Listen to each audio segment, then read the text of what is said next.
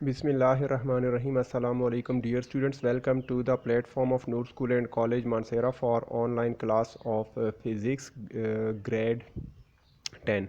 Dear students, today we are going to discuss chapter number 18 nuclear physics.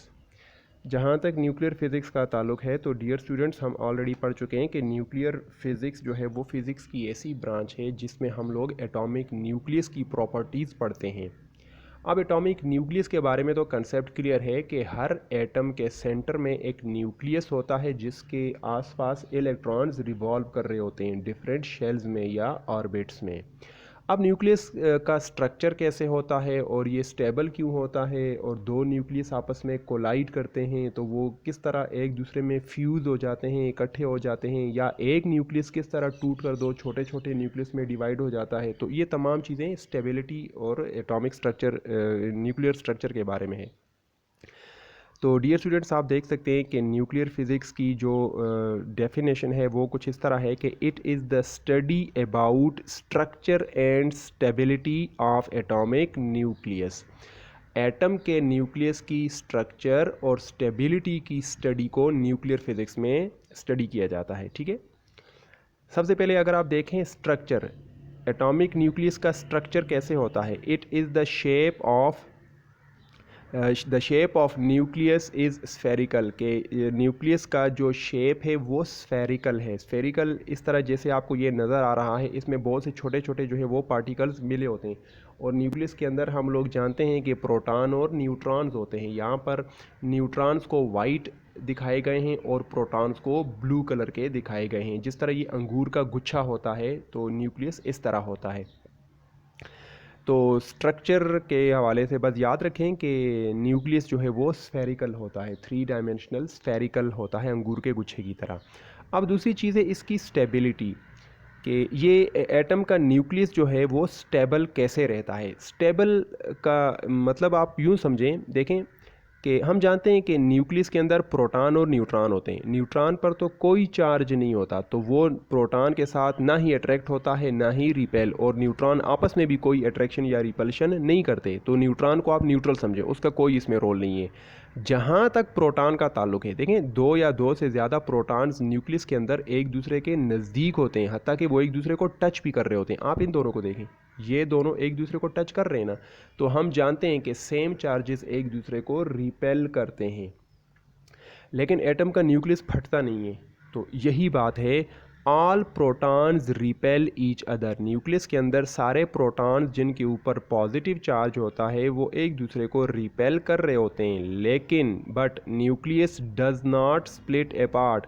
उस repulsion की वजह से atom का जो न्यूक्लियस है वो फटता नहीं है। उसका रीज़न क्या है? The reason is strong nuclear force, के रिपल्शन तो प्रोटॉन्स के बीच में होती है, लेकिन एक नई फोर्स जो डिस्कवर हुई है बाद में वो ये है कि स्ट्रांग न्यूक्लियर फोर्स जो है वो इन प्रोटॉन्स को आपस में जोड़े रखती है। दैट इज़ वाई एटम का न्यूक्लियस रिपल्शन के बावजूद स्प्लिट अपार्ट नहीं होता।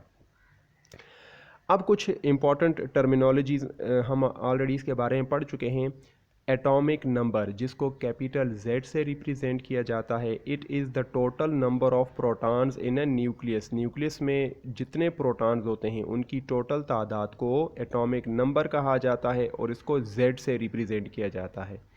दूसरा है मैस नंबर, जिसको कैपिटल A से रिप्रेजेंट किया जाता है। It is the total number of protons and neutrons in a nucleus. एक न्यूक्लियस में जितने प्रोटॉन और जितने न्यूट्रॉन्स हैं उन सब को प्लस करें तो उसे हम मैस नंबर कहते हैं, यानी कैपिटल A। उसके बाद न्यूट्रॉन नंबर, क्योंकि एटम के न्यूक्लियस में न्यूट्रॉन्स भी होते हैं तो न्यूट्रॉन की तादाद को न्यूट्रॉन नंबर यानी N से रिप्रेजेंट किया जाता है। It is the total number of neutrons in a nucleus. अब एक जनरल फार्मूला, एटॉमिक न्यूक्लियस के बारे में एक जनरल फार्मूला है कि A is equal to Z plus N। A for mass number, Z for atomic number, N for neutron number. तो अब न्यूक्लियस के अंदर प्रोटॉन और न्यूट्रॉन दोनों होते हैं, तो प्रोटॉन के लिए Z और न्यूट्रॉन के लिए N। तो Z और N को अगर प्लस करें तो वो एटम का न्यूक्लियस का एटॉमिक मैस बन जाएगा ना। देखें, it is the total number of proton and neutron. Proton Z है और न्यूट्रॉन N है, तो टोटल नंबर मतलब प्रोटॉन को न्यूट्रॉन के साथ प्लस करें तो वो मास नंबर बन जाता है। Okay, now radio activity.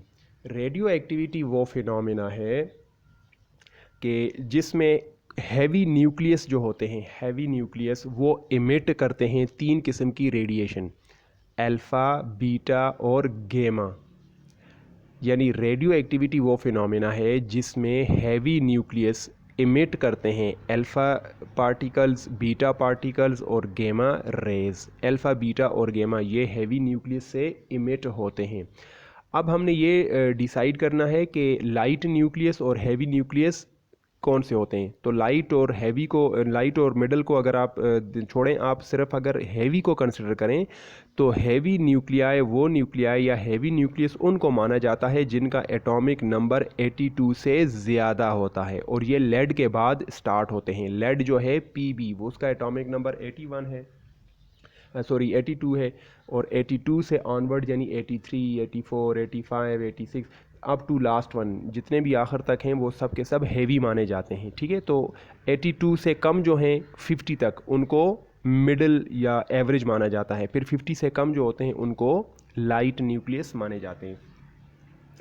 Reason, अब देखें ये जो रेडियो एक्टिविटी है इसमें हमने ये देखा कि ये साइंसदानों ने ये चीज़ ऑब्ज़र्व की थी कि जो हैवी न्यूक्लियस होते हैं वो अल्फ़ा, बीटा और गेमा रेडिएशंस इमिट करते हैं। और उसकी रीज़न क्या है कि ये जो हैवी एलिमेंट्स होते हैं उनके एटम के जो न्यूक्लियस होते हैं वो अल्फ़ा, बीटा, गेमा रेज क्यों इमिट करते हैं। अब इनकी रीज़न देख लें। हैवी न्यूक्लियाई आर अनस्टेबल, क्योंकि हैवी न्यूक्लियाई जो है वो अनस्टेबल होते हैं। दे हैव एक्स्ट्रा एनर्जी, उनके पास एक्स्ट्रा एनर्जी होती है। तो इस एक्स्ट्रा एनर्जी होने की वजह से वो अनस्टेबल होते हैं और वो अपने अंदर से वो एनर्जी निकालना चाहते हैं। ठीक है, तो अब अल्फ़ा, बीटा और गेमा की ये ज़रा तस्वीर देखें। फ़र्ज़ करें ये आपको एक न्यूक्लियस दिखाया गया है जिसमें ये वाइट कलर के जो हैं ये प्रोटॉन्स हैं और ये जो ब्लू कलर दिखाया हुआ है ये न्यूट्रॉन हैं। तो ये सारे के सारे हैवी न्यूक्लियस हैं। तो कुछ न्यूक्लियस के अंदर से अल्फ़ा निकलेगा, कुछ के अंदर से बीटा, कुछ के अंदर से गेमा।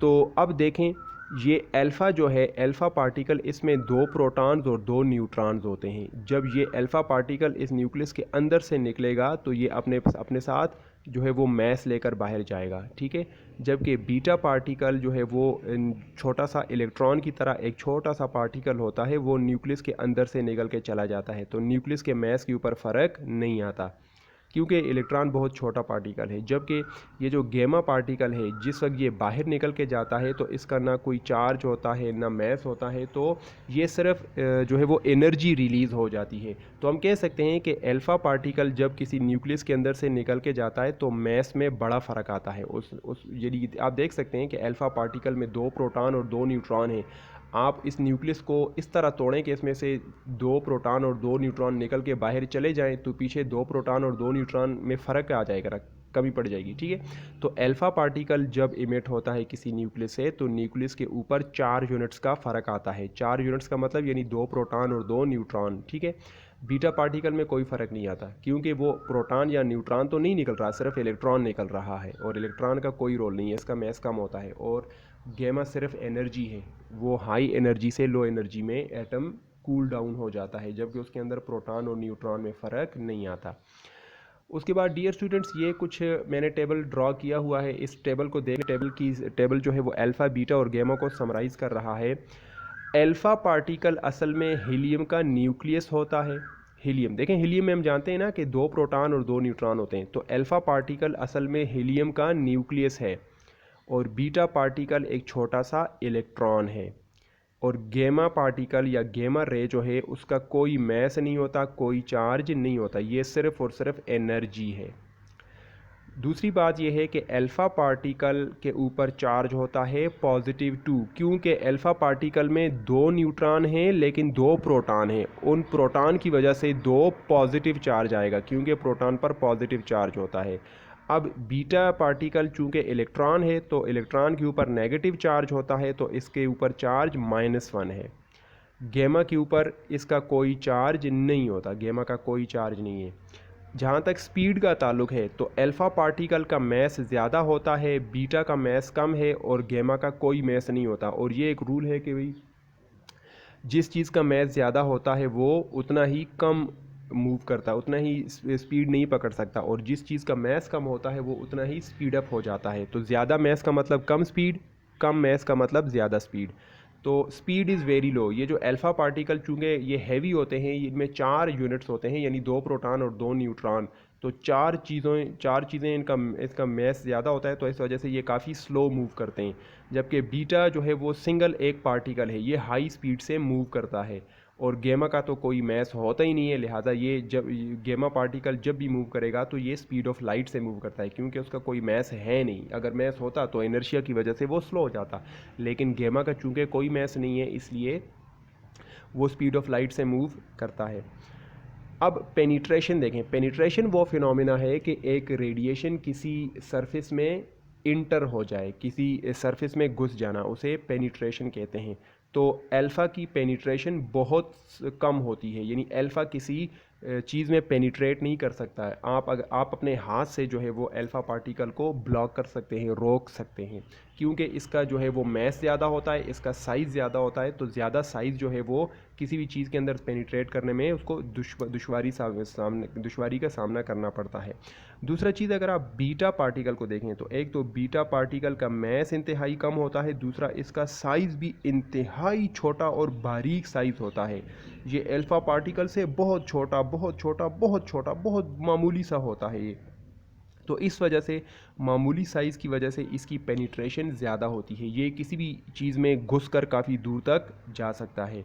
गेमा का चूँकि मैस नहीं होता, चार्ज नहीं होता, तो ये स्पीड ऑफ लाइट से मूव करता है, तो इसकी पेनिट्रेशन बहुत ज़्यादा हाई होती है, बहुत ज़्यादा हाई। यानी कि ये अगर किसी बॉडी में इंटर हो जाए तो बहुत उस बॉडी के अंदर बहुत दूर तक ये मूव कर सकता है। यानी सबसे ज़्यादा पेनिट्रेशन गेमा पार्टिकल्स की या गेमा रेज की होती है।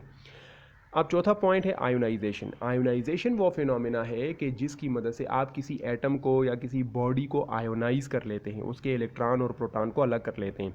तो अल्फ़ा की आयोनाइजेशन पावर सबसे ज़्यादा होती है, क्योंकि अल्फ़ा के ऊपर चार्ज है +2। जब वो किसी बॉडी में एंटर होता है तो उस बॉडी के एटम्स के साथ उसकी कोलिजन होती है, वो अपनी एनर्जी उन बॉडी के एटम्स को दे देता है, जिसकी वजह से उस बॉडी के जो एटम्स हैं वो आयोनाइज हो जाते हैं, उसमें से इलेक्ट्रॉन और प्रोटॉन अलग अलग हो जाते हैं। तो सबसे ज़्यादा आयोनाइजेशन अल्फ़ा की है, उससे कम बीटा की है, क्योंकि बीटा पे चार्ज -1 होता है, ये हाई स्पीड से मूव करता है, इसका मैस कम होता है, तो इसकी आयोनाइजेशन काफ़ी लो होती है।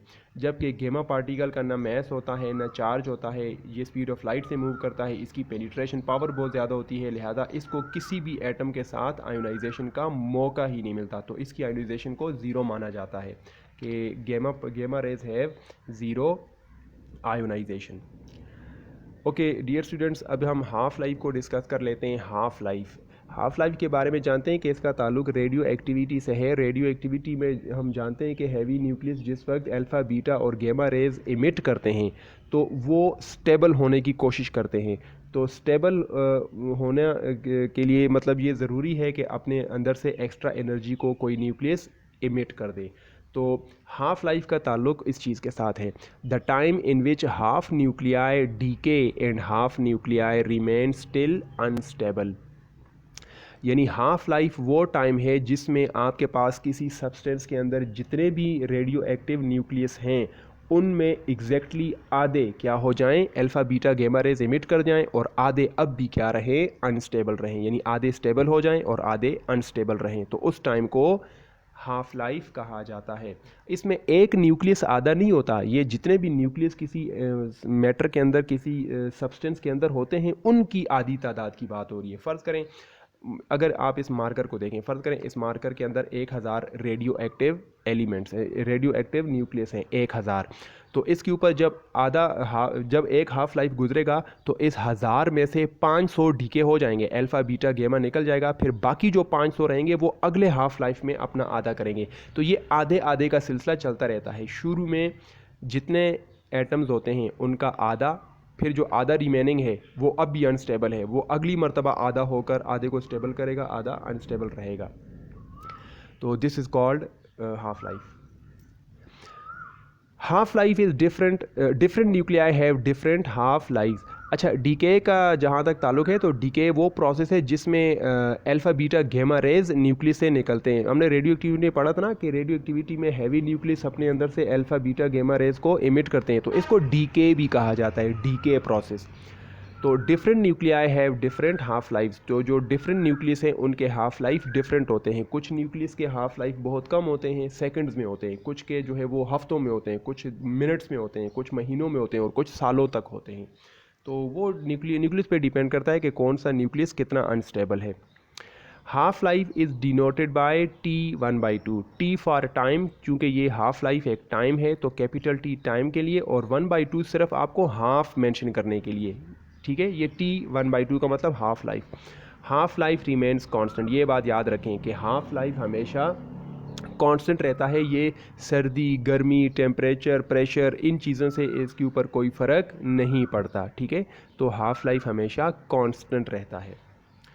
अब हाफ लाइफ का जो फार्मूला है n is equal to N naught divided by 2n। अब n जो है वो डीकेड न्यूक्लियाई हैं। जैसे हम पढ़ चुके हैं कि फ़र्ज़ करें इस मार्कर के अंदर 1000 एटम हैं, वो 1000 एटम जो हैं, 1000 न्यूक्लियस या 1000 एटम, वो n नॉट हैं, ओरिजिनल बिगिनिंग, शुरू में, न्यूक्लियाई इन द बिगिनिंग, वो n नॉट है कि शुरू में कितने थे, 1000। अब एक हाफ लाइफ गुजरेगा तो 1000 में से आधे ढीके हो जाएंगे, ख़त्म हो जाएंगे, फिर आधे कितने रहेंगे, 500 रहेंगे ना, तो ये फिर वो पीछे जो रहने वाले हैं वो हैं। तो डीकेड न्यूक्लियाई 500 हैं, ओरिजिनल ज़्यादा हैं, ठीक है। और 2n, n इसमें नंबर ऑफ़ हाफ लाइफ है कि भाई इसके ऊपर कितनी हाफ लाइफ्स गुजर चुकी हैं। एक हाफ लाइफ गुजरेगी तो चीज़ की क्वांटिटी आधी रह जाएगी, दूसरी हाफ लाइफ गुजरेगी तो जो आधी रहती है उसका भी आधा, फिर तीसरे जो आधे का आधा है उसका भी आधा, ठीक है। तो this is the general formula of half life. अब जहाँ तक इसका ग्राफ है तो डियर स्टूडेंट्स आप इसके ग्राफ को ज़रा देखें। हम एक्स एक्सिस पर टाइम को लेते हैं, वाई एक्सिस पर एन नॉट को लेते हैं, number of radio active nuclei. फ़र्ज़ करें हम स्टार्ट की बात करते हैं, स्टार्टिंग में एन नॉट मैक्सिमम है, फ़र्ज़ करें वो 100 हैं, 100 या 100 हमारे पास रेडियो एक्टिव एटम्स हैं या न्यूक्लियस हैं। जब यहाँ से यहाँ तक एक हाफ लाइफ है, ये दूसरा हाफ लाइफ है और ये तीसरा हाफ लाइफ है।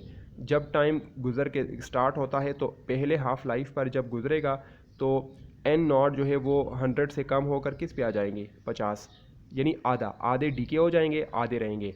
अब दूसरा जो हाफ़ लाइफ गुजरेगा, ये वाला हाफ़ लाइफ, दूसरे हाफ़ लाइफ में फिर 50 का आधा क्या होगा, 25। तीसरे हाफ़ लाइफ में फिर 25 का आधा 12.5 एंड सो ऑन। सिर्फ आपको यहाँ पे 3 हाफ़ लाइफ दिखाए गए हैं। पहले हाफ़ लाइफ में, पहले हाफ़ लाइफ के अंदर 100 का आधा 50, दूसरे हाफ़ लाइफ में 50 का आधा 25, तीसरे हाफ़ लाइफ में 25 का आधा 12.5, अगले में फिर इसका भी आधा होगा, फिर अगले में उसका आधा।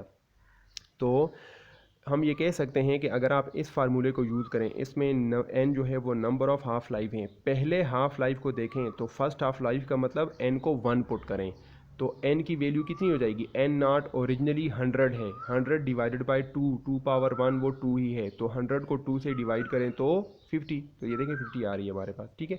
दूसरे में फिर आप उसको 4 से डिवाइड करेंगे, तीसरे में 8 से डिवाइड करना पड़ेगा।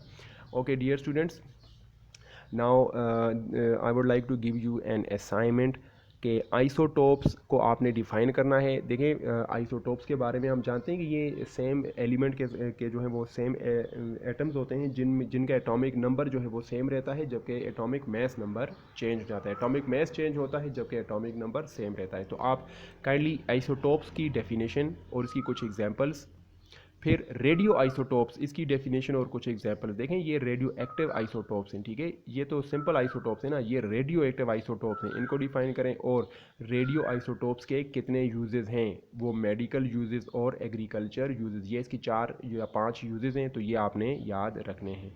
Okay dear student, thank you very much.